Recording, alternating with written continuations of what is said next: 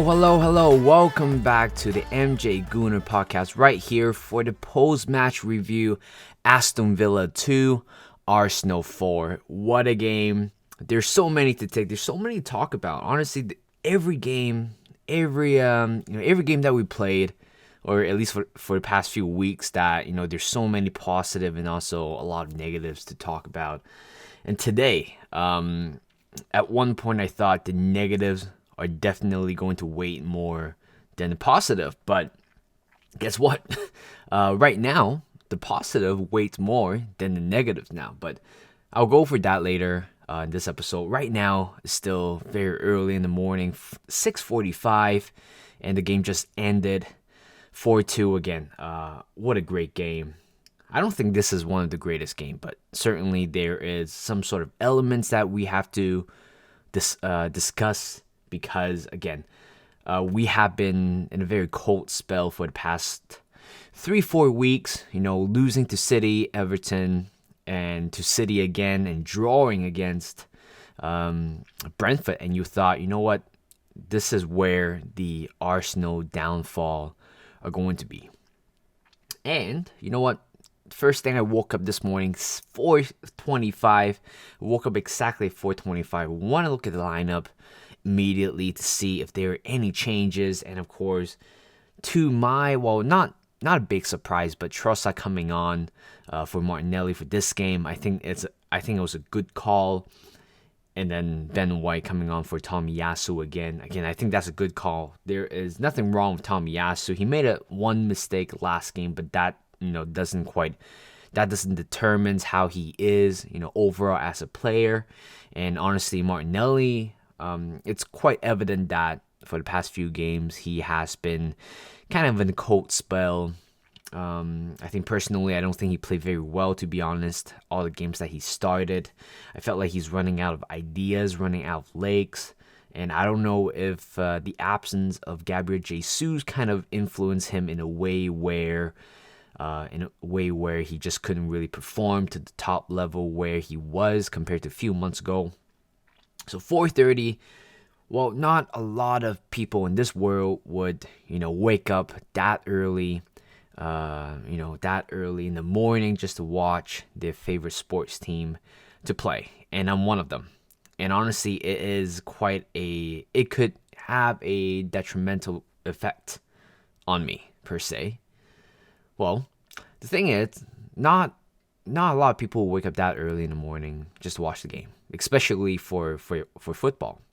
But unless you live somewhere else, in North America, South America, Asia, wherever you are, if you have the guts to wake up, early or stay up late to watch your favorite football team, shout out to you, because it's not an easy thing to do, especially where I am right now. It's pretty much 8 hours, behind. So, but today we have a very early kicked off. Even by the Premier League standard, this is a very early kicked off as well. And I'm sure Arteta did address in the press conference yesterday, kind of complaining about how, for the Champions League team that are play on a Wednesday should not be playing on a Saturday, at noon or even morning. And I think he was right, because honestly, we only have pretty much 2 full days to recover. Not even 2.5 days, but only 2 full days to recover. And it was a little bit tough for, a lot of players, because last season we didn't quite have, that part of the game where, we only have 2 or 3 days rest. Maybe once, but that was about it. But the fact that, for Arsenal, next season, we might be possibly in the Champions League. Again, there's no guarantee with this team. We don't know whether we are going to be in the Champions League or not. But just saying that if we are in the Champions League, and with the fixtures that, for example, what happened today and last Wednesday, and you want players to consistently be performing at a top level for in between these 2 fixtures are going to be very tough. So I think Arteta did have a point, but we still have to play along with it. There's no way that, just because of one team's inconvenience should, cause, the caused the negative effect for the result. But 4:30 again, very early in the morning. Of course, the last time we come that early was the game against Everton away, and Aston Villa away was always a tough ground to beat. I don't think Arsenal had that much of a success before. Yes, we beat Aston Villa last season 1-0 with a Bukayo Saka shot right outside the box. And the last win that I remember at the Villa Park was the 2014-2015 season. I think we won 2-0. Danny Welbeck scored, Ramsey scored, I believe so. I don't remember, but it was some games like that. But I might be wrong. I might be very wrong, to be honest. But in my memories, I don't think we had a very good result at Villa Park. And certainly with the momentum that we built from the past few games, I was expecting the worst. I was not expecting a win nor a draw. And for about a few minutes I was correct, because we were down by one goal in the 8th minute or 10th minute from a counterattack. And it was very, very careless, a very careless, pass, a play from Zinchenko on the left-hand side. And it was just like that, one click, one switch, one pass, one shot. That's it. Ollie Watkins scored the first goal. At the same time, I'm not surprised. I pray right now. I pray before the game, hopefully, that we're going to win. And of course, I know praying for a football match is not going to do you anything. It's not going to do you any good in any way. Honestly, there might not be any point of praying, but at the same time, of course, we want to pray for the players for not injuring themselves, because we are pretty much have arrived at a crucial part of the season where we lost a few games. We are on a cold spell. We seem to be like we're in the mud, couldn't really get out of the mud. And this crucial part is where we have to stick together.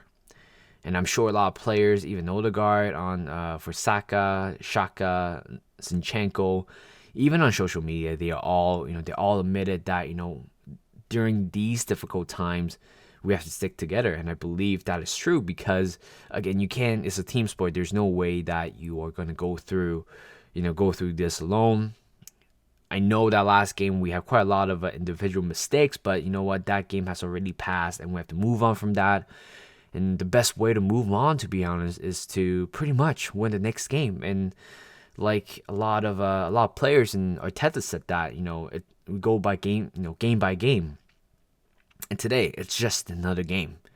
In their head, it's probably just another game, but we just have to win.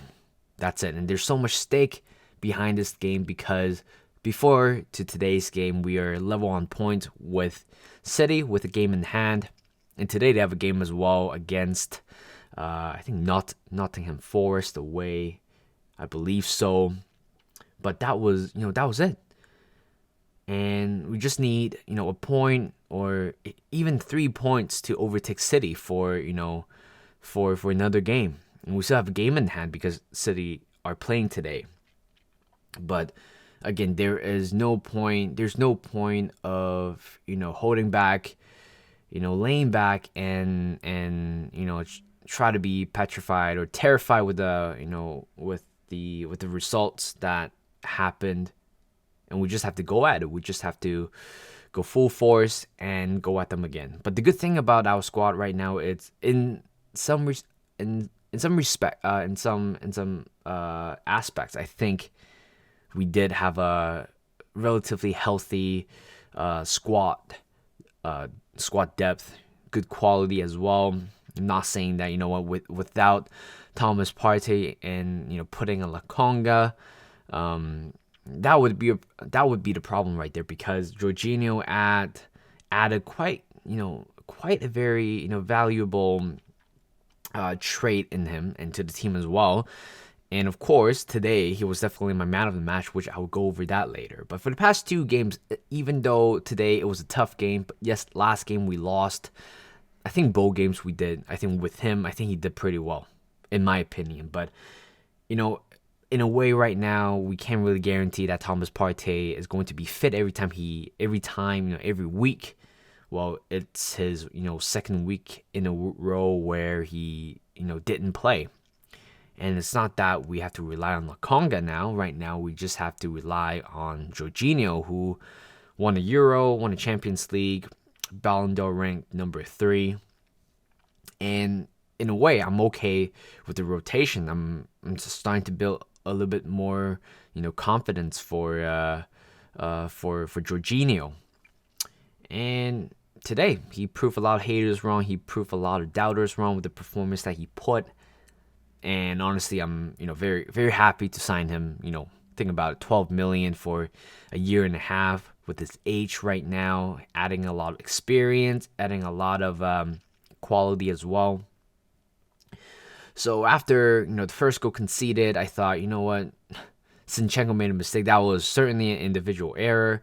You could possibly argue that Saliba could have done better in that one-on-one situation with Ollie Watkins. I think Saliba had been sublime this season with one-on-one duel, but that play was just slightly odd in my opinion. I thought that he could have probably stopped Ollie Watkins by just kind of close him down a little bit with his left foot. I think he had quite a lot of space to take a shot from that angle. And honestly, it was a very good finish. I don't even blame Ramsdale for that play, because honestly it was a very good strike. Adding a lot of pace in that shot as well. And just like that, we're 1-0 down, and I thought, here we go again. Waking up at 4:30 seems to be for nothing. Seems to be that we're not getting anywhere with the team that we have. We're not getting anywhere with the form that we have right now. And I thought, okay, this is going to be a long, long morning for me. Or I don't know if I'm going to quit. I don't know if I'm going to, stop commentating or stop watching, until halftime. And later on, in about 10, 15 minutes later, again, we have great possession. But again, the final third was slightly missing at the same time when, Zinchenko has the ball, Odegaard has the ball right outside the box. We felt like we were running out of options. We have to turn back and switch the play again. We couldn't really find that gap between defenders anymore, and I felt like we're kind of limiting ourselves with the way how we attack.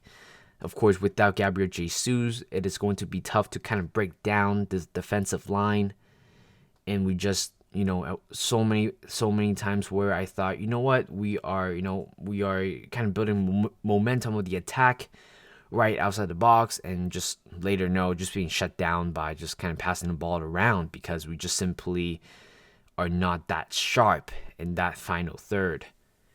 And of course, the majority of the first half of the attack, the right side seems to work very well. There's so many plays where the ball just went through to Ben White, Odegaard, or even Saka. And on the left side, you can see there's kind of a repetitive movement between, Zinchenko, Xhaka, or even Trossard as well. And I think Trossard did fine today. Nothing special, but come in here, still put a quite of a quality display. He didn't score by any means, but I don't think he performed bad either. But I think in a way, I would still start Trossard on the left side for the next game, which I will kind of go over that over the weekdays, for the upcoming days. But yeah, and then later on, attack start on the right side, was quite lucky. It was a through ball from Odegaard to Ben White. Cross in the middle, Tyrone Mings hits the ball, but in a very poor position where he just kind of heads it towards to Bukayo Saka's left foot, and he just smashed that one in. That was a very good finish right there. I believe that is his 17th goal contribution, goals and assists across. I mean, in the Premier League, I think that would be his 9th goal of the season. That was a very good finish. Honestly, that was a very instinctive finish. And honestly, that was a very good finish right there. And I thought, you know what? Okay, we were behind for 10 minutes. We were fine, and we have to start again. We have to kind of go at them. We have a big advantage with the way that we play, and you can see that it's pretty much by holding the possession. And we're very good at possession for holding possession. Again, I think our counter press has been quite amazing, but not for the past few games. Not even in this game, because in the 30th minute we went behind once again. It was just that defending was atrocious. It was horrendous. It was bad in so many ways, because that goal that we conceded was a very schoolboy goal. By all means, it's that, it's just one counterattack, one possession play, no stoppage whatsoever during the play, and we just conceded that. And you can see that because, again, we pressed very high. Trossard, Saka, and also Nketiah were, pushing quite high, leaving a big gap between the defense, the midfield line and also the attacking line, which left Odegaard on the left side by himself. And later on, Ben White got spun around, poor defending, and just a low cross in the middle. And it's just like that. Went through, I believe it was Camera, and also went through Shaka's feet, and it landed right at Coutinho. That's a good finish right there, but the transition was really, really poor in that play. Like this season, I don't remember there's a goal that we conceded. It was that bad, because again, this goal that we conceded reminds me of what happened to 2 years ago, where we just kind of gave up a goal that easily without making no efforts. And the way how we conceded felt like that. It felt like there was no effort behind that defense at all. And it was tough because we were having the momentum. I felt like another goal was coming, and then all of a sudden we got shut down just like that. And it was a good finish by Coutinho. And I think the whole team should be blamed for that goal, because it was a very poor transition. And this season, again, I haven't been really talking about transition a lot, but that goal certainly demonstrated where we're still kind of asleep in a way, and we are technically, but never in the world all of a sudden that I thought, oh, we have to talk about the transition again. We have to talk about the poor positioning transition that led to a goal. I could probably talk to you about transition 3 years ago, but not this season, because I thought we were doing very well. And just like that, 2-1. And again, Saka was the only player in the first half felt like, he cared enough that we really do want to win the league. We really do want to still be in that title race, because if we lose this game, and the next game is going to be Leicester City, they're not horrible compared to the first part of the season, but going to King's Power Stadium, it's not going to be easy as well. But the dominoes effects start to happen, start to appear, and just like that. And I felt like Saka was the only player who actually cared about the team, who care about, who believe in this team, And even towards the end of the first half, we have a couple of chances as well. The fact that we wasted so many chances today, and I'm trying my best right now to think of a few chances that we created in the first half that we didn't capitalize it. It was really tough. I just can't think of one at the moment. But yeah, first half was just like that. My heart just I just felt super content in that moment. I don't felt anything. I'm not feeling sad whatsoever because I'm having that feeling where it's happening again. It's start to show why, it start to show the 2 years ago Arsenal again. And I'm kind of have that feeling where, oh, you know what? It happens. It happens. Here we go again. And that's how I felt. I was debating whether I should go to sleep or not because I felt like I'm just kind of wasting my morning. I could have probably just go back to bed and just kind of sleep it off, and hopefully we get a good result by the time I wake up again. And I decided to stay. First 10-15 minutes, I was on my couch watching on my iPad, not quite really paying attention to the game because, again, it was nothing. We wasted quite a lot of chances. Eddie performance quite worrying, but at the same time show some brightness. I think he still got a little bit in him. I literally talked to myself while watching the game. I felt like I still believe in Eddie. I still really believe in him because I see a player in him, but it's just not reflecting as well. And of course, I watched him score the first goal for Arsenal when he played against Norwich City that day. I still remember that game. And I thought, oh wow, I felt like me and him kind of go all the way back because when I first started watching him, it was my freshman in university, and right now I graduated and have a job. And that's a total span of 5-6 years right there. And I felt like, you know what? I felt like I'm growing with Eddie, but at the same time, Eddie is just not proving himself. He proved himself for a few games, but that's about it. But if we seriously want to challenge for the title, Eddie has to step up. He knows he has to step up. I don't know, is it because the fact that he has been playing pretty much all 90 minutes after the World Cup? I don't know. Maybe he needed a rest, but at the same time, when you look at the bench, there's nobody that you can swap with, and that's quite worrying at the same time because I felt like we only have one striker at the moment, and we don't know when Gabriel Jesus is going to be back. I think he's going to be back in March. We just need to be a little bit more patient with that because, again, it's not very easy to lose your world-class player to an injury during the World Cup. And there might be a whole topic where, oh, you know what, we didn't win the titles because Gabriel Jesus' injury. I don't want to hear that, to be honest. I still want Eddie to success, to be to have success here, because honestly, the next guy in line is probably Flo Balogun, who had an amazing season with Rim so far in League One or League 1.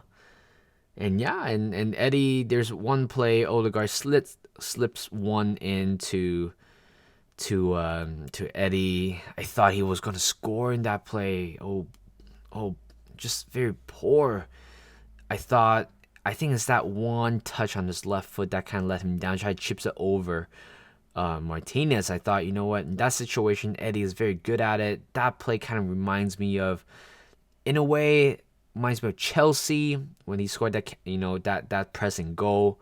Kind of goes around kind of skip around the defender and go for the shot, but instead he took that extra touch and chips it over the keeper, and that was poor. And I thought that was about it, to be honest. I don't think the chances that we had did not reflect to the game that we have as well. And all of a sudden, Zinchenko scores his second only goal in the Premier League, first goal for Arsenal. It was a very simple play from a corner. We've been taking a lot of short corners and seems to be paying off in a lot of ways. I think it was Saka to Odegaard into Zinchenko, who was right outside the box.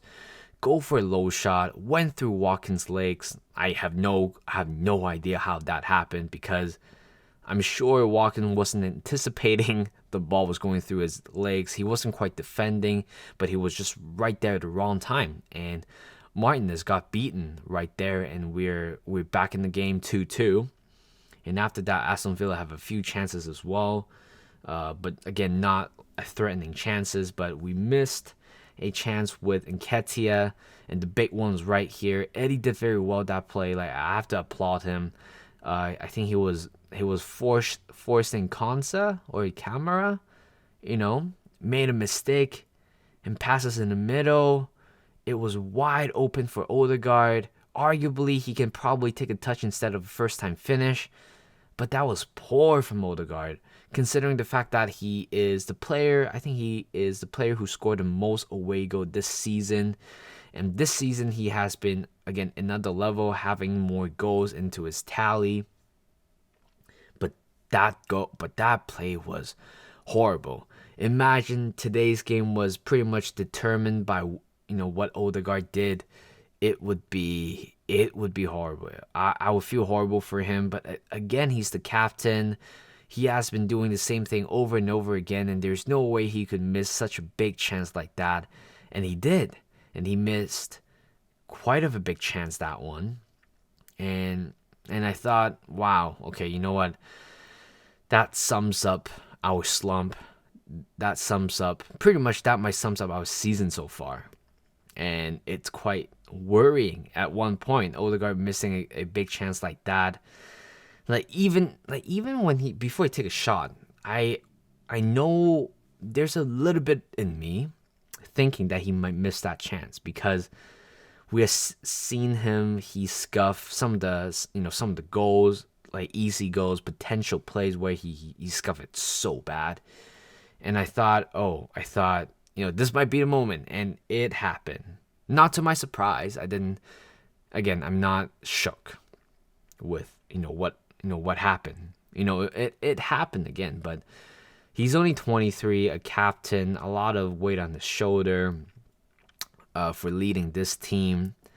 But I know he has a very high expectation for himself in terms of goal scoring. He just needs to add more goal. Without Gabriel Jesus, he needs to be another source of goals.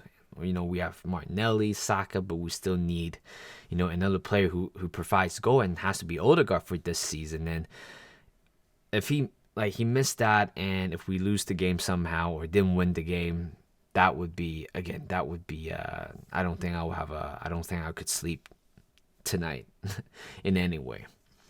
And later on, we were pushing and pushing and pushing so hard, to the point where I thought, okay, we have 5 more minutes to go, and I felt like a draw would be fair. Again, feeling content.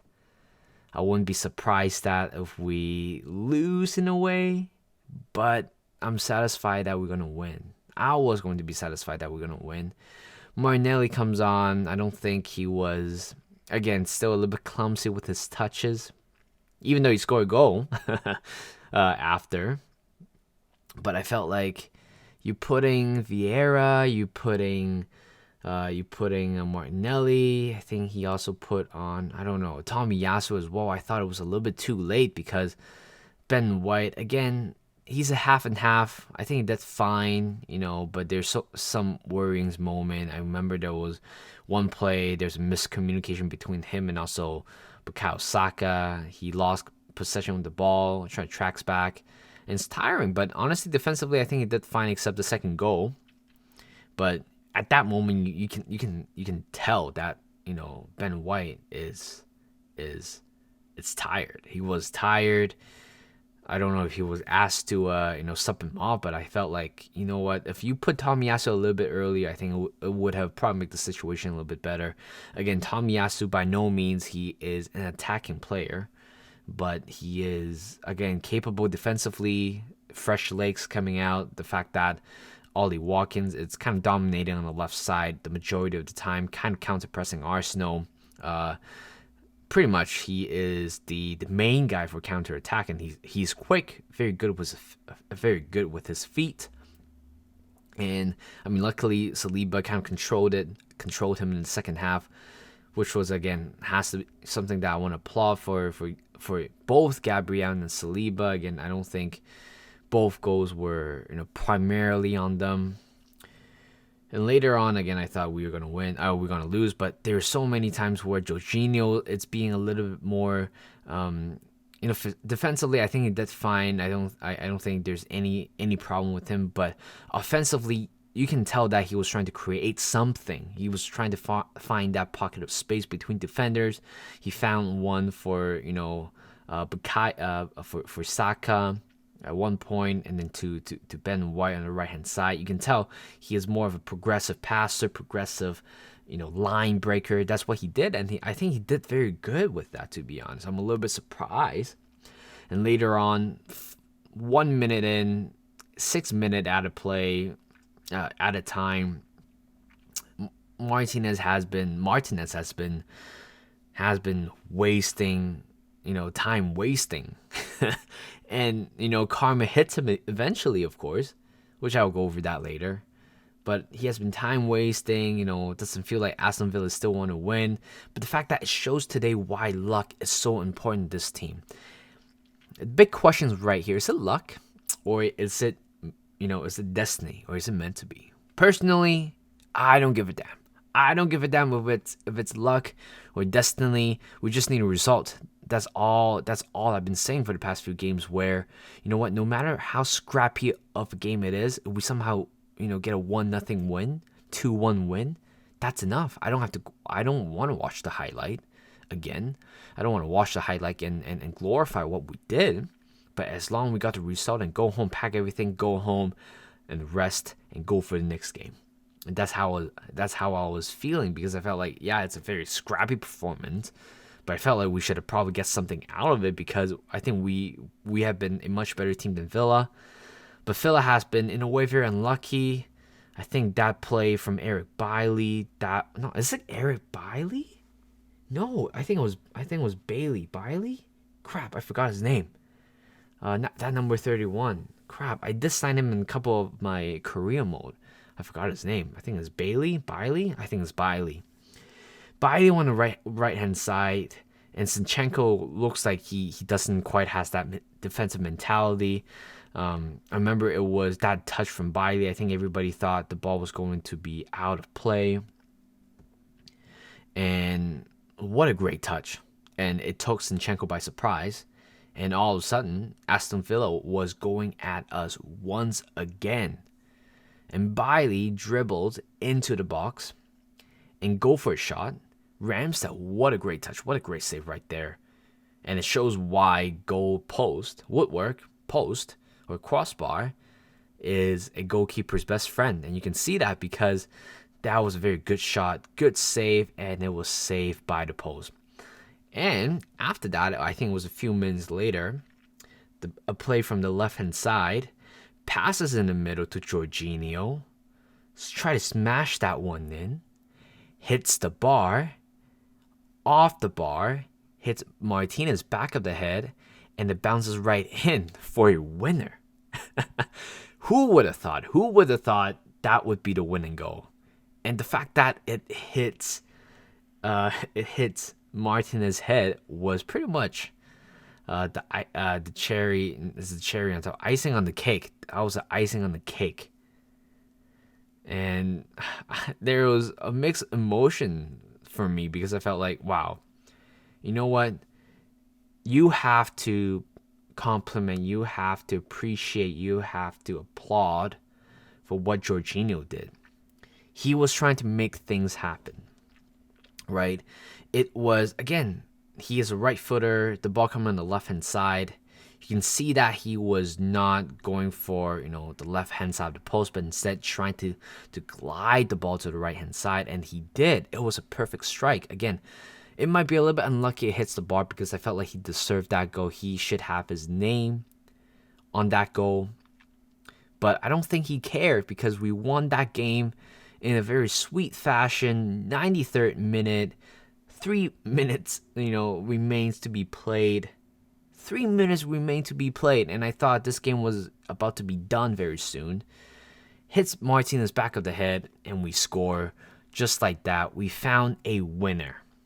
And Jorginho, with that goal, again, icing on the cake. That little cherry on top of the cake right there for Jorginho.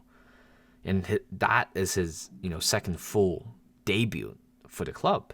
And then he did in a very dramatic fashion to end the game, just like that. My man of the match right there. And and I thought, you know what, 3-2, I'll take it. But the problem is that we still have a few more minutes to play. First thing first for Arteta. Holding coming on again.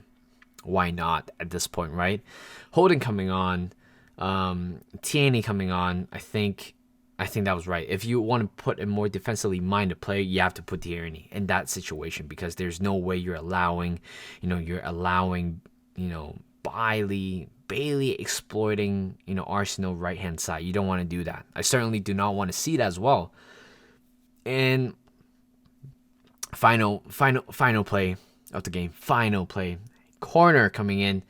Martinez came from his goal to our goal, trying to put an extra body in the penalty box, or in the box in general. And I forgot who heads the ball away, but you gotta give credits to him. Somebody heads the ball away. Might be Rob Holding, and Vieira was right there at the right time.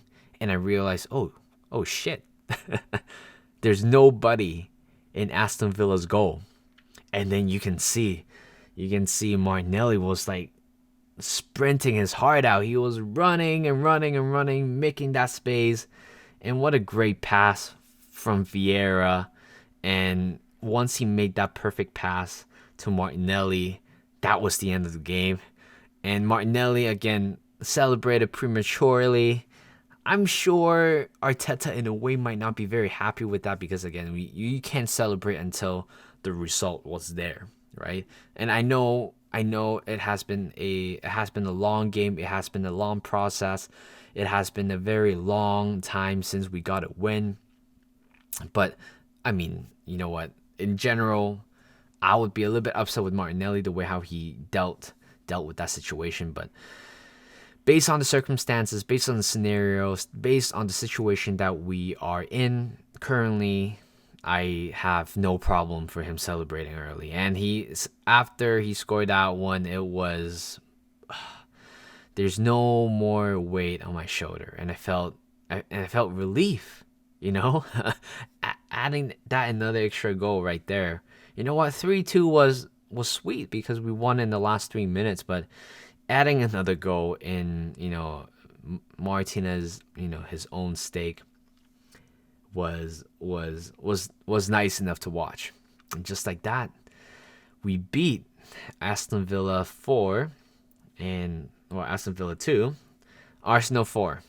And what a great way to start off my weekend. I've been waiting for a win a long time, and again, I'm not saying that we won this game, we're definitely gonna win the next game.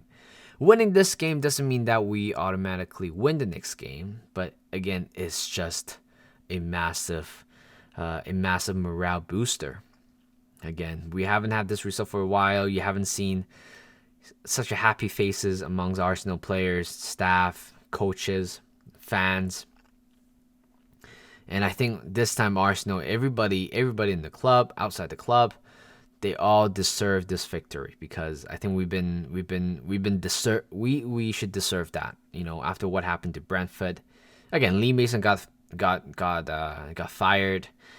I think we all saw that coming, to be honest. But again, his mistake made the process a little bit tougher, a little bit more difficult to deal with. But at the same time, right now, we finally get to enjoy, a win, even though, again, not a perfect win. And again, against Unai Emery, it was going to be tough anyway. But the fact that I come to Villa Park, beat them 4-2, not a perfect result, but again, not a perfect game. But certainly, there's a lot to take. And again, the positive is that we still have we're still capable of making a comeback in it, in any game. We still have that in us. But in terms of negative, but can our positive outweigh the negative at this moment? Can we brush away the negative and learn from the negatives today and use that negative energy or negative aspect, improve it, and become one of our positive traits? I hope we're gonna see that in the next few games. Next game is going to be Leicester City away. Again, it's not going to be a tough. It's not going to be easy ground, to be honest. I know we had a bit of a success before. I think for the past 2 seasons we did. I think we beat Leicester City at Kings Power Stadium. Again, past result doesn't always determine our future encountered in that stadium. But what we have to do is simply go out there and go for the next win. And right now, Arsenal has pretty much exactly 7 days to prep for the next game. Hopefully, Thomas Partey will be back. If not, at least Jorginho is still in the lineup, where I still trust him truly. And I hope this game we're gonna start to build the momentum again. Starting to have that fire, have that hunger, have that desire to win every game. Again, there's no guarantee because eventually we're Arsenal, and we have seen the situation, the circumstances over and over again where we just kind of, one good game and all of a sudden, boom, we lose or drop points for the next 2 games. But I really hope that's not going to happen. I hope this game is going to be a very valuable lessons for the players, for the fans, showing that we are still capable to do great things. We're still capable to win, and we're still capable to compete for the title challenge. Again, we still have the chance to win the title. Again, having the chance to win the title and we're definitely going to win the title, it's a completely 2 different statement with 2 different tones. So again, I'm not saying that we're going to win the title. At the same time, I don't think we're going to win the title, but I still want to believe that we might have a chance to win. That's my belief right there.